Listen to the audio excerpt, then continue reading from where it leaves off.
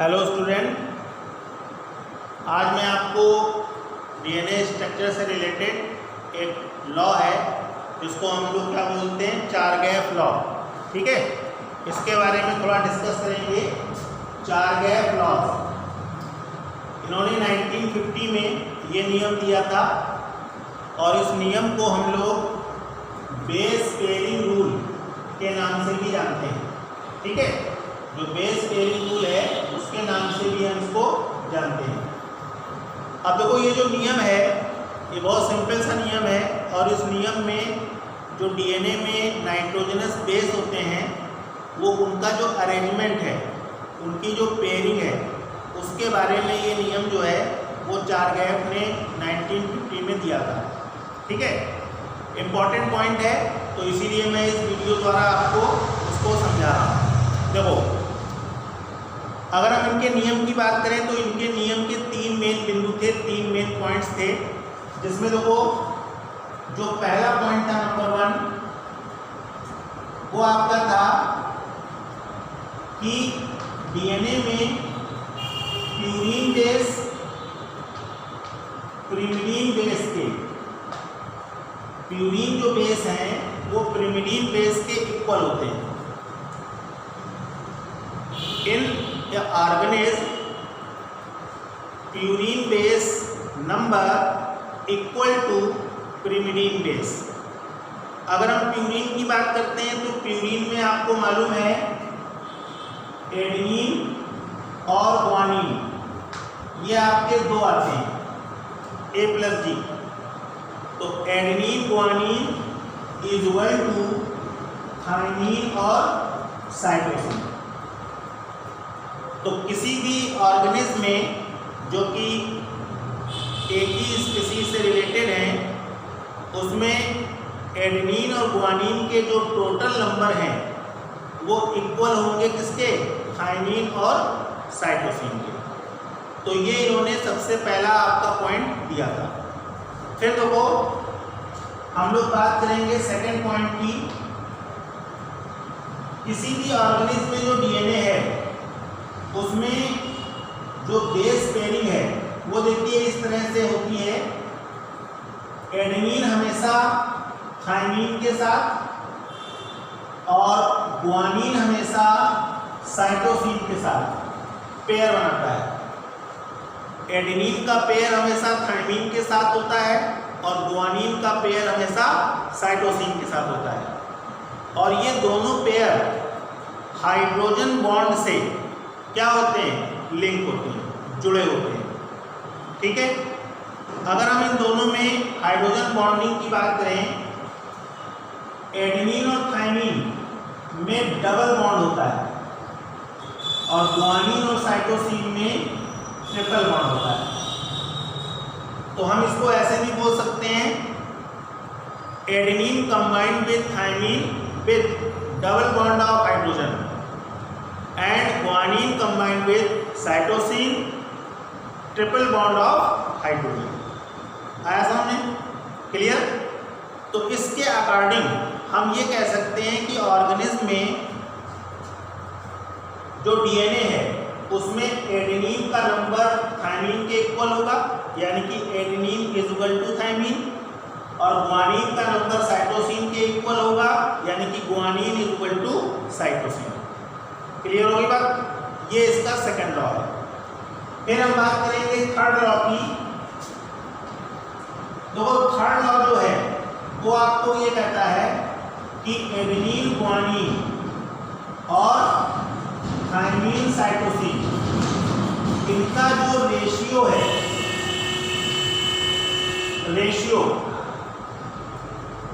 जो common species हैं, जो सिमिलर स्पीशीज हैं, उनमें इनका रेशियो सेम रहता है। लेकिन अगर डिफरेंट स्पीशीज हैं तो उनमें इनका रेशियो चेंज होता रहता है। आया समझ में? एक ही स्पीशीज के जो ऑर्गेनिज्म हैं उसमें डीएनए में प्यूरीन और पिरिमिडीन जो बेस पेयर हैं उनका अनुपात, उनके जो नंबर्स हैं वो सेम रहेंगे। लेकिन ये जो अनुपात है, ये जो नंबर हैं वो डिफरेंट स्पीशीज में चेंज भी होते रहेंगे।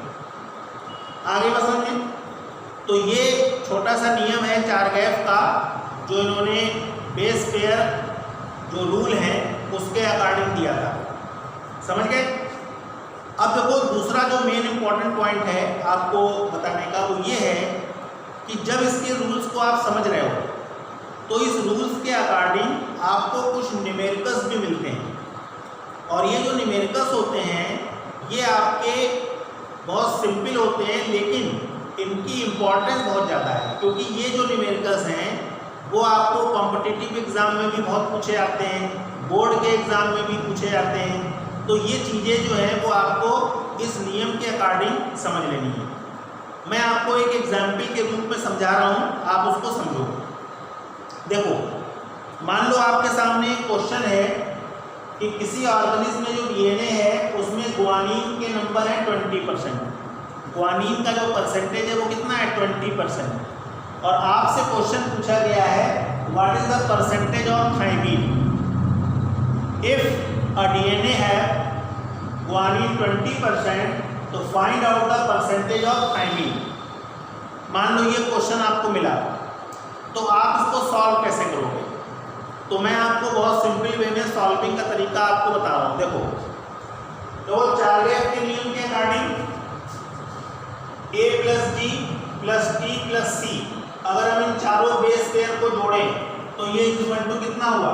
100% हुआ। क्लियर है? बात समझ आई? अब चारगैफ का ये भी कहना है कि a बराबर होता है किसके? थायमीन के, और ग्वानिन के बराबर क्या होता है? साइटोसिन। तो हम इसको ऐसे भी लिख सकते हैं G + D T + T, चारगैफ का नियम लगेगा, ये भी बराबर कितना हो जाएगा? 100% हो जाएगा कि नहीं? जो एडेनिन है उसके स्थान पे थायमीन ले सकते हैं, और जो साइटोसिन है उसके स्थान पे ग्वानिन ले सकते हैं, क्योंकि दोनों के नंबर क्या होंगे? इक्वल होंगे। बात समझ आ रही? अब देखो हमको निकालना क्या है? थायमीन। तो इसको ऐसे भी लिख सकते हैं 2T = ग्वानिन का परसेंटेज कितना है? 20 + 20 = कितना हो गया? 100% हुआ। अब 2T 100 - 40 = कितना हो गया? 60%। तो अगर हम 2T का निकालें T, तो 60/2 = 30%। तो थायमीन का परसेंटेज कितना हो गया? 30। है सिंपल। तो आपको क्वेश्चन का जो तरीका है वो सेम रहेगा, बस बेस बदल जाएंगे। एडेनिन दिया हुआ है, साइटोसिन पूछ लिया, साइटोसिन दिया है आपसे एडेनिन पूछ लिया। समझ रहे हैं? तो क्वेश्चन आपका जो पैटर्न है वो चेंज हो सकता है, लेकिन मेथड जो है वो मैंने आपको सिंपल वे में समझाया। इस तरह से आप उसको सॉल्व कर सकते हैं, कोई इसमें दिक्कत आपको नहीं होगी। आया समझ में? क्लियर है? अब देखो ये जो चारगैफ का नियम है, इस नियम पर हम अगर डीएनए का एक डायग्रामेटिक जो आपका पोर्शन है उसको अगर देखना चाहें तो वो भी छोटा सा पॉइंट है, आप इसको समझ सकते हैं। देखो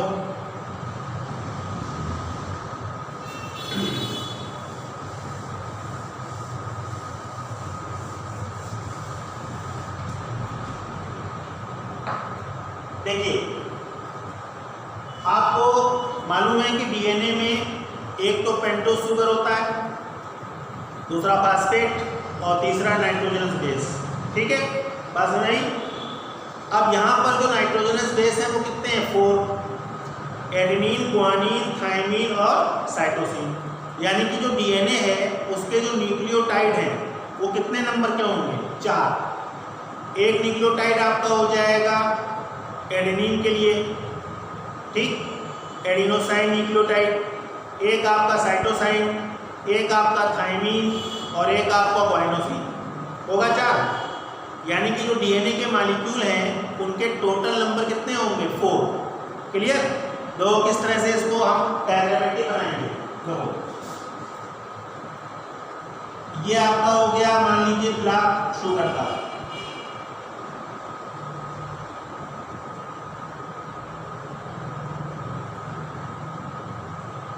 ये शुगर के लिए हो गया। ठीक,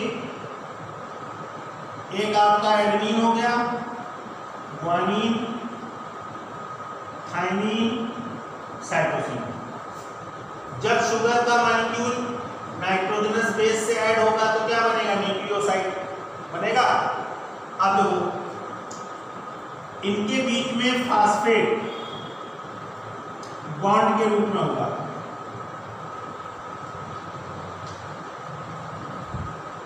अब यहां पर शुगर के साथ जो फास्फेट है उसकी जो बाइंडिंग है वो आपकी कहलाती है फास्फो ईस्टर बॉन्ड। ऐसा में फास्फो ईस्टर बॉन्ड जो है उससे फास्फोरस शुगर के साथ बाइंडअप होता है और इस तरह से ये आपकी एक चेन बनती है जिसको हम बोलते हैं पॉलीन्यूक्लियोटाइड चेन। अब चूंकि डीएनए डबल हेलिक्स होता है, डीएनए डबल हेलिक्स चेन है तो इट मीन्स इसके पास दो चेन होती हैं, तो एक इसके अपोजिट बन जाएगी। देखो इसके अपोजिट ऐसे बन जाएगी।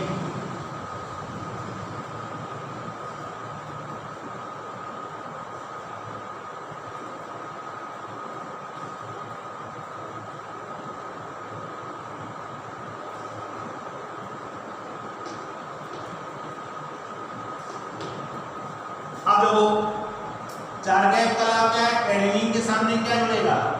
थाइमिन और बॉन्डिंग डबल बॉन्ड। ग्वानिन के सामने साइटोसिन ट्रिपल बॉन्ड। थाइमिन के सामने adenine double bond, guanine triple bond. ये आपका कौन सा हो जाएगा? Hydrogen bond.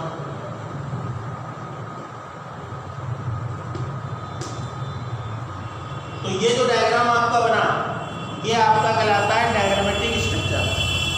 Diagrammatic structure double helix chain of DNA. सही है। अब इसमें देखो जो शुगर और फास्फेट है ये मिलकर जो डीएनए का अगर हम वाटसन क्रिक मॉडल देखें तो उसमें लॉन्गिट्यूडनल बार जो होते हैं वो इससे बनते हैं और जो नाइट्रोजनस बेस है और हाइड्रोजन बॉन्डिंग ये ट्रांसवर्स बार बनाते हैं। ये आप लोगों ने DNA structure 10th 9th class में देखा ही होगा, है ना? इस तरह से आप देखते हैं ऐसे करके होता है। ये आपके होते हैं लॉन्गिट्यूडनल बार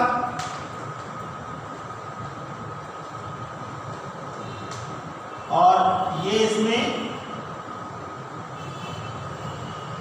ट्रांसवर्स बार होते हैं।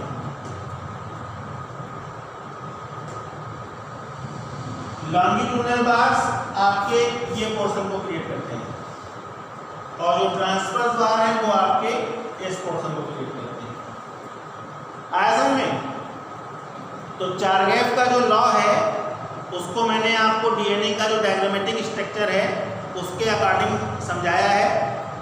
डीएनए का स्ट्रक्चर भी इम्पोर्टेंट है जिसको आप लोग चूँकि शुरू से पढ़ते आ रहे हैं आप लोग को मालूम ही होगा, उसको आप अपने एग्ज़ाम के पॉइंट से तैयार कर सकते हैं। तो फिलहाल इस वीडियो में जो मेन पॉइंट है वो है चारगैफ लॉ और उससे रिलेटेड न्यूमेरिकल्स। ठीक है, इसको ध्यान से आप समझें। ठीक, क्लियर? Okay, thank you.